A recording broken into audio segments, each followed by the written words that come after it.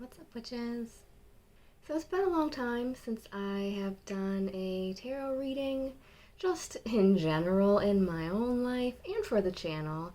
And I know this is probably one of my least popular forms of videos, but you know what? I don't care because I can do whatever I want here because it's my channel and not yours. But that being said, one thing that I really want to do since we're going into the end of 2021, whatever the hell that was, and into the new year, at least as far as the solar calendar reckoning is concerned, is just do a collective tarot reading for what we can expect now that it's out with the old, in with the new, out with the old energy, in with hopefully some new energy, and just see what this next year might have in store for us all. So hold on to your butts.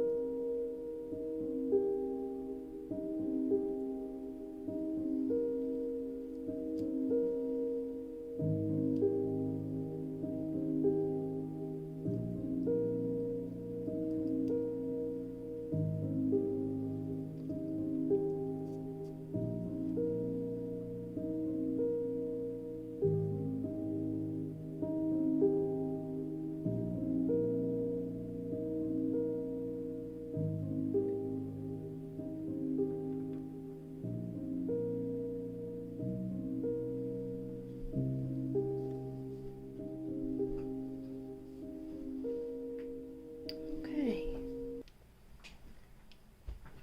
Let's see what these cards have in store. What can we expect? 2021. Not a bad place to start.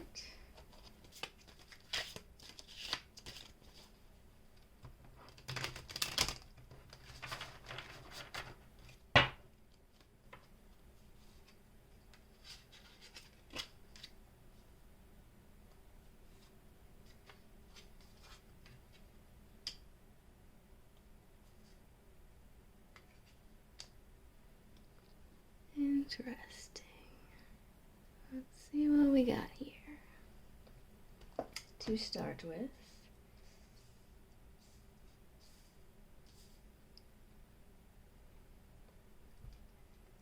so we have the Ace of Wands.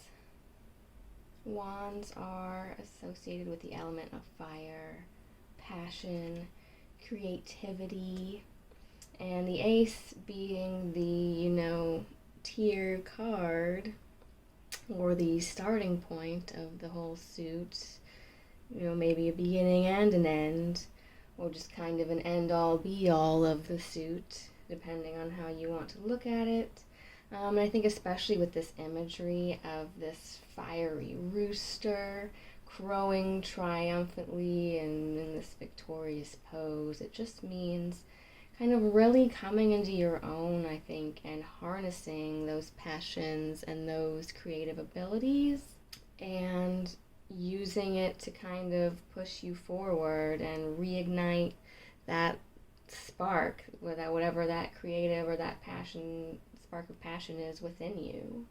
So yeah, I think it just really means having courage, boldness, determination, just kind of harnessing the power of that inner fire to keep your inner fire stoked and going, and just really push you forward through this just last final slog of the year, maybe, as that final push over the finish line, and using that final push to just keep propelling you forward and gaining that forward momentum to keep you going into the new year.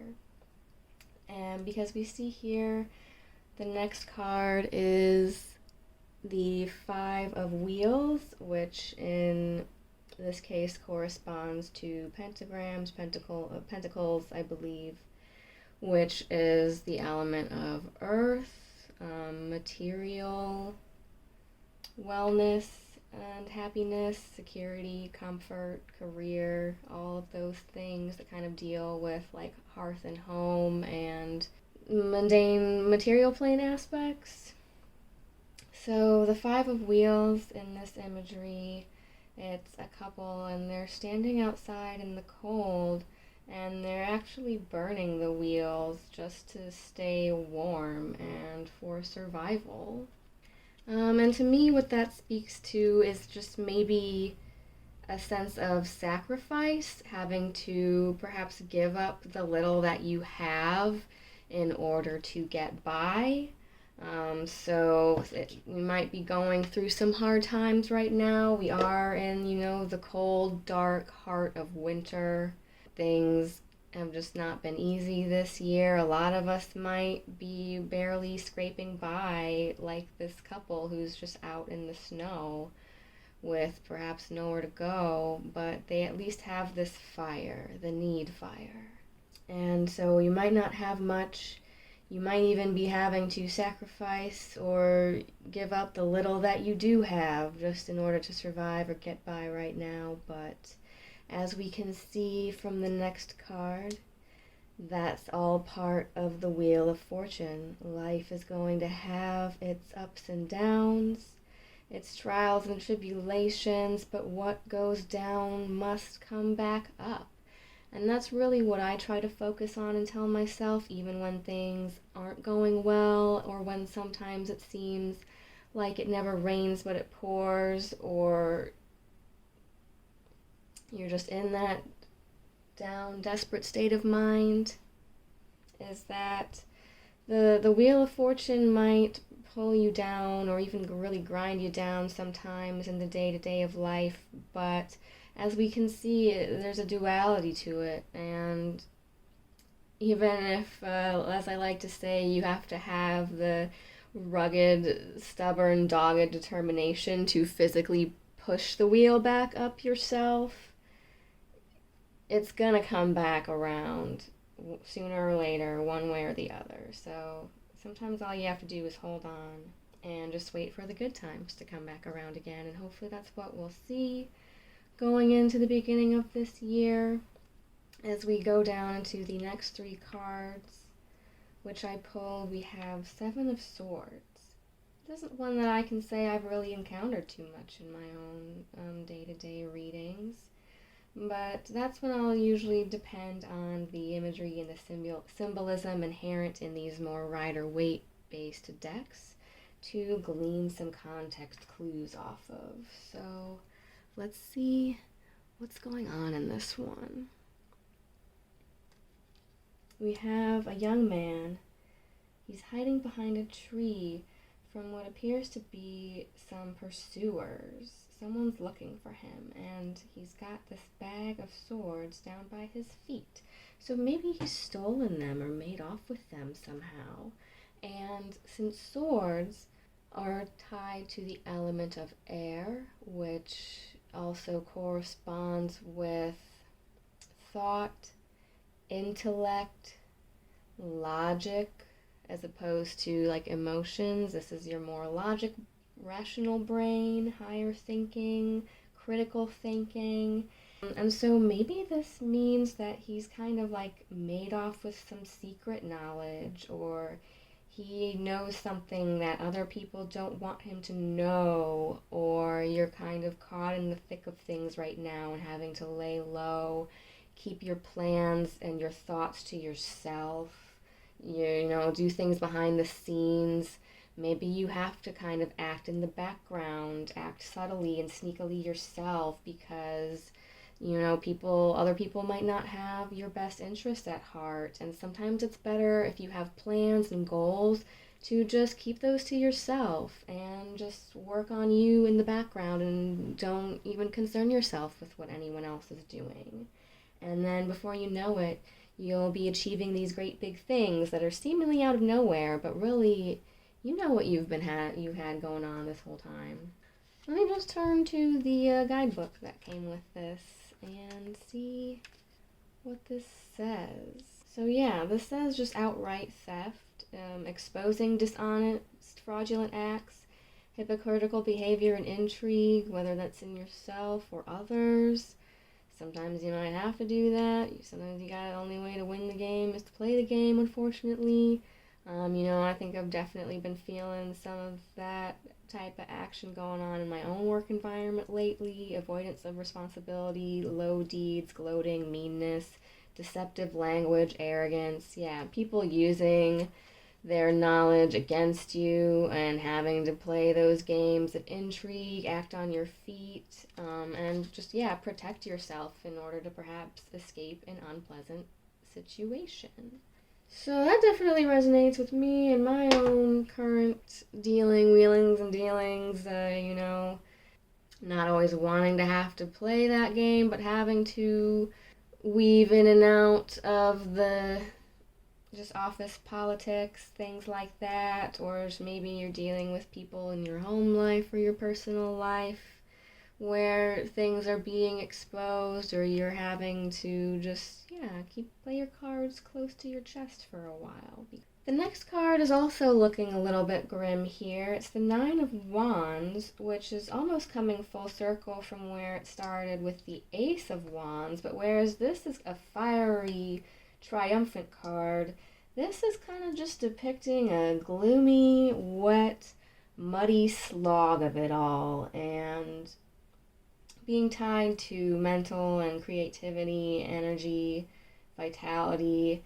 We might still be kind of facing a slog going through the tail end of winter here. I know here in Kornheim, January and February really seems to be when, like, even just weather-wise, like, the real cold, miserable part of winter just hits full force. Like, we've been having unseasonably mild weather here so far. It was 60 degrees and almost spring-like on Christmas Day. But I think both just outside in the physical realm as well as within internally, maybe we'll still just be kind of dealing with that uphill battle, that uphill dirty slog of it all that can sometimes just literally feel like it's bogging us down. And sometimes you just gotta kind of keep your head down and trudge through it until you get out the other side. But to me, what it speaks of, especially with the next card after it being the King of Wheels, which is, again, the pentacles tied to earthly abundance, material abundance, health, wealth, happiness, security, comfort, home life, all those good things. And he is someone who is very much exemplifying, like, the master of that domain and having all of that security and prosperity. So even though we might still be trudging through it, I think it's the final slog. We're going to cross the finish line, even if it feels really difficult and like we might have been stagnating or just barely getting by. It might be a slog going into the end of this year and the beginning of the next year, but it looks like better things are on the horizon. So let me pull 3 more to just kind of wrap it all up and see what else we can hopefully expect to gain and look forward to.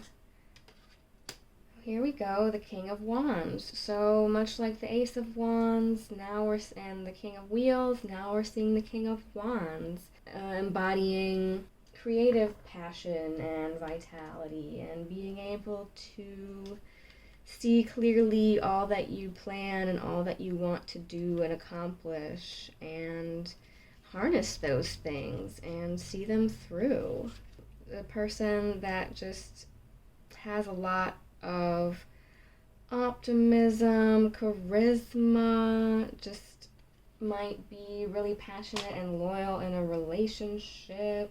So maybe someone who embodies these traits is going to come into your life, or maybe you will just be ready to embody them yourself. And okay, we got like all the kings showing up. King of Swords. and the Empress. So these are all really powerful, optimistic cards, in my opinion. Here we have like 3 out of 4 kings. The only one we're missing is the King of Cups. So while like emotions and relationship wise, you might not have it all, in all of the other aspects and houses, they're all showing up. And to me, it also really represents like deity energy coming through and coming to back us up. Like this is very much like King Odin Njord vibes with the spear and the sword sitting on his throne with the beard. He's even got a little bird there. So yeah, King of Intellect has harnessed his mental capacity and is very much like logic, brain, rational, able to think clearly, make the most of your creativity and your ideas, your dreams and your passions. It represents also then having the planning and mental wherewithal and fortitude to see those things through and bring them to fruition. And yeah, I think not only as we go to the warmer months, we're just going to be seeing that Empress energy, that solar energy, fertility and abundance showing back up. She's standing in front of a grove of birch trees, which are very like Berkta, purification, pure healing energy coming through. So yeah, kind of what I was hoping for at the outset, where I said out with the old energy, the old stagnant energy, and in with the new. Hopefully this means we're going to be seeing some abundance, some security, some creativity, and some just warmth and sunlight returning into the world in general with the changing of the seasons and the changing of the year. So that's really cool and encouraging to see. I really love the artwork on this card. Definitely like solar, Suna, healing goddess, feminine energy coming through to have our backs. So that's really great. And on top of that, what I thought maybe I would do, I was going to pull from one of my Norse themed decks, but I think I'll pull from this one instead because this deck already like contains rune cards. And I want to pull from my actual bag of runes because I've never really done that. Just I need to use my runes more in general, and I haven't done it on the channel before. So yeah, this is a deck that I will probably review here coming up on my channel, but I haven't used it a whole lot because I just haven't connected with it very much, to be honest with you. But yeah, since we're Norse Pagan over here, let's pull from a Norse Pagan specific themed deck and see specifically, you know, like I said, since these Kings of Swords and this Empress is really showing me some like deity energy coming through to interact in our lives, maybe we can glean a little bit deeper into specifically who might we be dealing with, who might we be able to call on in these times to help push us through the end of this year and into the new year.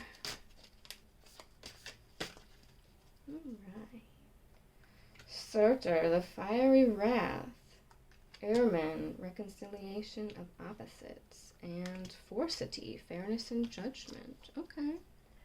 I don't know much about these gods or beings or what they're related to, aside from, you know, Surtur being the fire Jotun, who is destined to destroy Asgard in the Marvel movies and to face down with Freyr at the Battle of Ragnarok in the myths.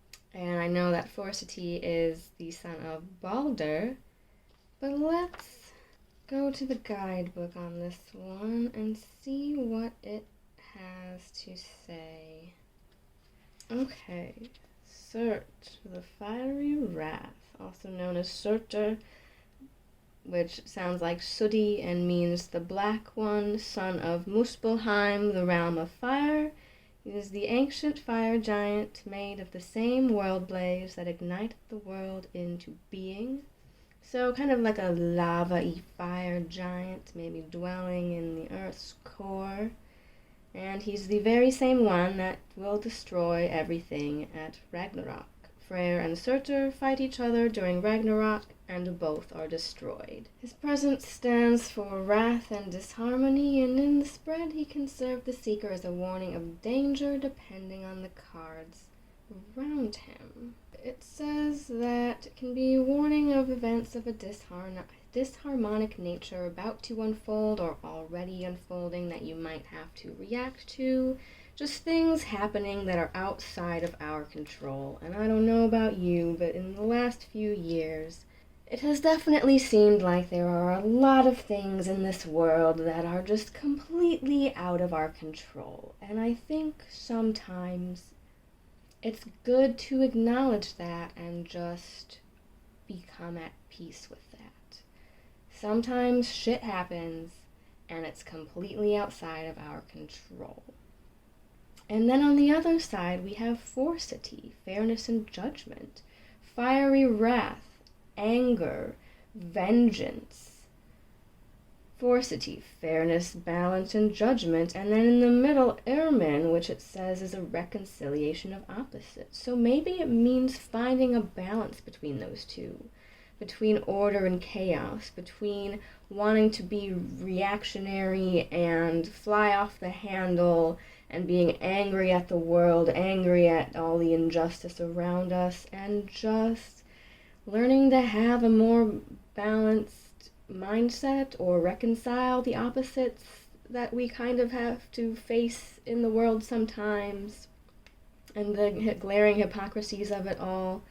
And just find a reconciliation and a balance and a peace with the way of the world within yourself, I think, you know? Sometimes that's the best we can really do, is just try to find our own peace of mind at the end of the day, because while you can't control what's going on around you or how other people act, you can control your own reactions.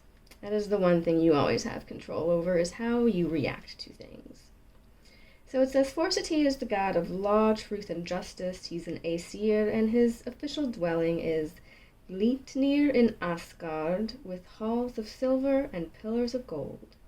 He usually is known to dwell in Midgard, or often appears there as he's called on for law and justice in the world of men. His name apparently means he who sets precedents, and in Icelandic the direct translation is president. So perhaps he was just known as a good leader, a fair and just ruler, able to mediate and settle disputes. So it can mean that while there might be disharmony and things like that going on around you, if you call on Forcity or just seek to embody his attributes and keep a fair and level-headed mind about things, you might just be able to make the best of that situation, resolve whatever disharmony is going on or that you might be facing.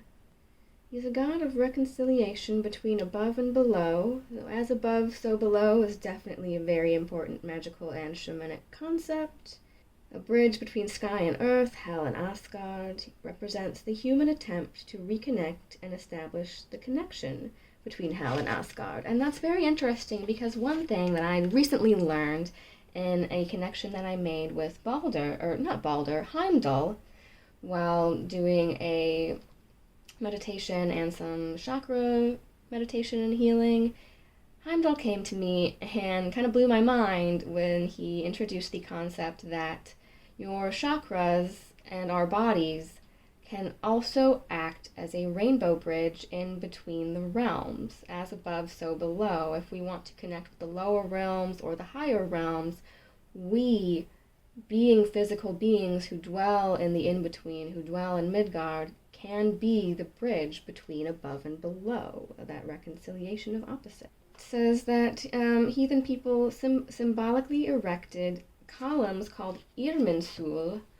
to try and connect earth and sky as a way to reconcile opposites. The column for Irmin, or Irminsul, was erected of wood on a location in high altitude to try to establish connection between above and below. So he represents a connection and reconciliation between seemingly irreconcilable contraries.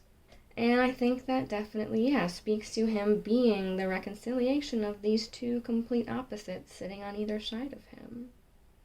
between fairness and keeping a level head and being a peacemaker and just being wrathful and acting on passion and instinct. Just kind of taking a moment to reconcile and think clearly, be that King of Swords. So this was definitely a very interesting reading.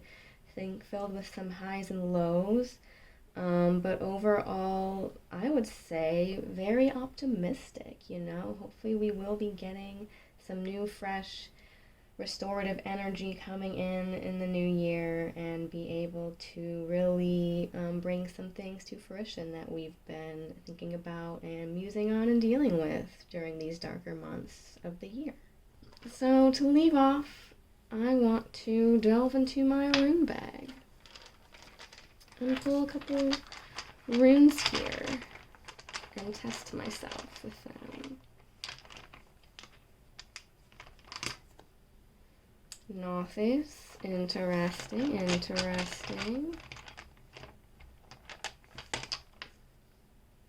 Urus, okay.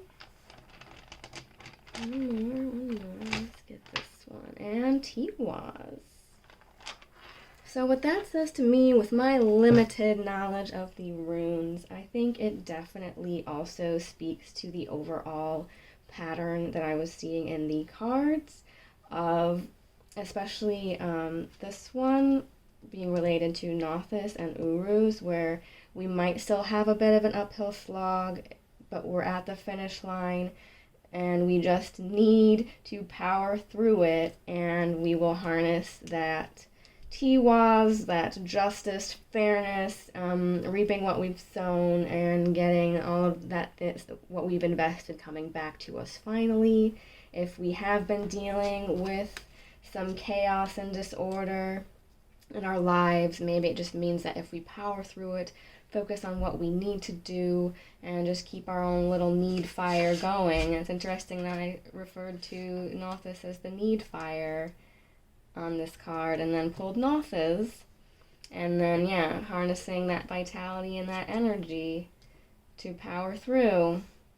Then we will see the outcome of prosperity, the wheel turning back up in our favor, and seeing some justice and some good fortune coming our way. So I hope you guys enjoyed this reading. I hope that it's been as encouraging and interesting to you as it has been with me taking this journey through the cards.